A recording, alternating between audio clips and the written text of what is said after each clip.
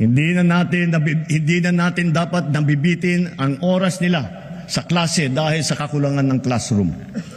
Katuwang ng pribadong sektor, sisikapin natin madadagdagan pa ng 40,000 silid-aralan bago matapos itong administrasyon. Ilan na po ang nagawang classroom ng DPWH for 2025?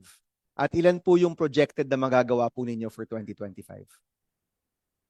Mr. Chairman, let me just get the information. For Oh. 2025 po, ang ito ba no? Baba nito.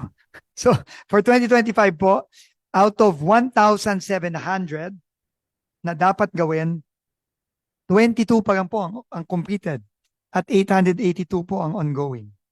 Okay, October na. Seka, At meron pong 882 na not yet even started. So, it's a very deplorable rate of only 15.43%. exact. Mahiya naman kayo sa inyong kapwa Pilipino.